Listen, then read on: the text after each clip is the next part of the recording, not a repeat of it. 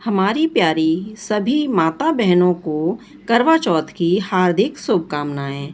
आज इस वीडियो में हम बात करेंगे करवा चौथ की पूजा का शुभ मुहूर्त क्या है, किस समय हमें करवा चौथ की पूजा करनी चाहिए और करवा चौथ की व्रत कथा का क्या महत्व है। इन्हीं बातों की आज हम इस वीडियो में चर्चा करेंगे। तो आइए शुरू करते हैं। करवा चौथ की पूजा चांद निकलने से पहले की जाती है। इस पूजा में महिलाएं एक जगह पर एकत्रित होकर करवा चौथ की कथा सुनती हैं। चलिए आपको बताते हैं इस साल करवा चौथ पूजा का शुभ मुहूर्त क्या रहेगा। करवा चौथ की पूजा का शुभ मुहूर्त शाम 5:46 से 7:02 तक रहेगा, जबकि व्रत का समय 6:25 से शाम 7:54 तक रहेगा। मैंने आपको करवा चौथ की पूजा का शुभ मुहूर्त बता दिया है। अब बात करते हैं करवा चौथ की व्रत कथा। करवा चौथ की कहानी बहुत समय पहले की बात है। एक साहूकार के 7 बेटे और उनकी एक बहन करवा थी। सातों भाई अपनी बहन से बहुत प्यार करते थे, यहाँ तक कि वे पहले उसे खाना खिलाते और बाद में स्वयं खाते थे। एक बार उनकी बहन ससुराल से मायके आई हुई थी। शाम को भाई जब अपना व्यापार व्यवसाय बंद कर घर आए तो देखा उनकी बहन बहुत व्याकुल थी। सभी भाई खाना खाने बैठे और अपनी बहन से भी खाने का आग्रह करने लगे, लेकिन बहन ने बताया कि आज उसका करवा चौथ का निर्जल व्रत है और वह खाना सिर्फ चंद्रमा को देखकर उसे अर्घ देकर ही खा सकती है। चूँकि चंद्रमा अभी तक नहीं निकला है, इसलिए वह भूख प्यास से व्याकुल हो उठी। सबसे छोटे भाई को अपनी बहन की हालत देखी नहीं जाती और वह दूर पीपल के पेड़ पर एक दीपक जलाकर चलने की ओट में रख देता है। दूर से देखने पर वह ऐसा प्रतीत होता है कि जैसे चतुर्थी का चांद उदित हो रहा हो। उसके बाद भाई अपनी बहन को बताता है कि चांद निकल आया है, तुम उसे अर्घ देने के बाद भोजन कर सकती हो। बहन खुशी के मारे सीढ़ियों पर चढ़कर चांद को देखती है, उसे अर्घ देकर खाना खाने बैठ जाती है। वह पतला टुकड़ा मुंह में डालती है तो उसे छींक आ जाती है।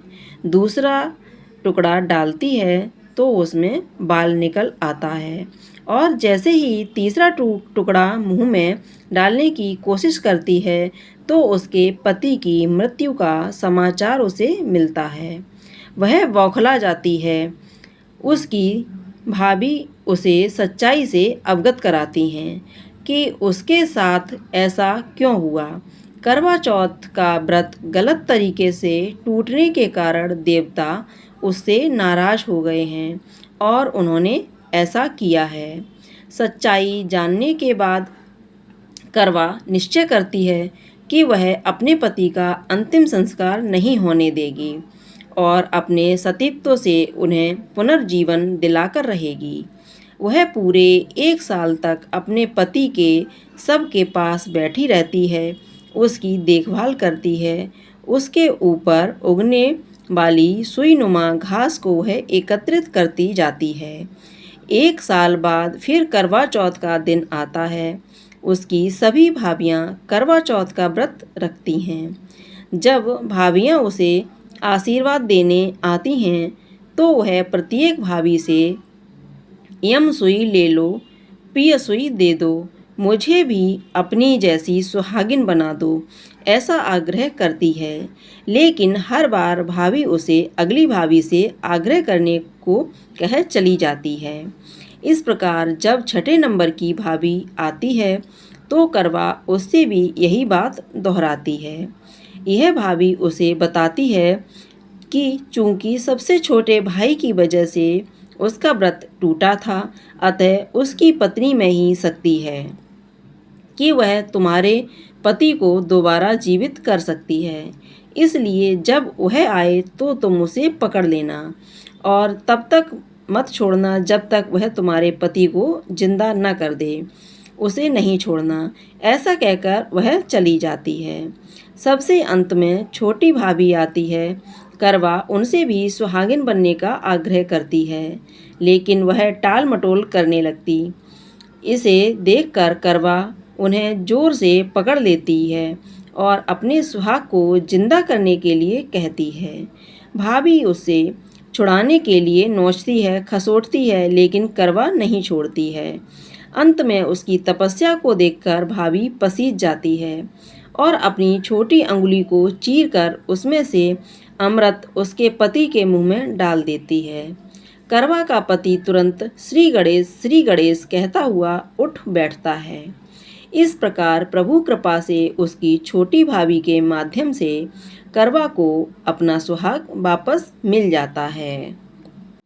हे श्री गणेश, माँ गौरी, जिस प्रकार करवा को चिर सुहागन का वरदान आपसे मिला है, वैसे ही सब सुहागिनों को मिले। तो दोस्तों, आपको यह करवा चौथ व्रत की कथा पसंद आई हो तो वीडियो को लाइक कीजिएगा, शेयर कीजिएगा। चैनल पर पहली बार देख रहे हो तो चैनल को सब्सक्राइब कर लीजिएगा। अगर आपका कोई सवाल है तो उसे आप कमेंट बॉक्स में पूछ सकते हैं। माता रानी आप सभी का सुहाग अटल, अमर, अजर रखें, ऐसा मेरी करवा माता से प्रार्थना है। सभी लोग मिलकर एक बार करवा माता का जयकारा बोलेंगे। जय हो करवा माता की। करवा माता सभी का सुहाग अजर अमर रखना।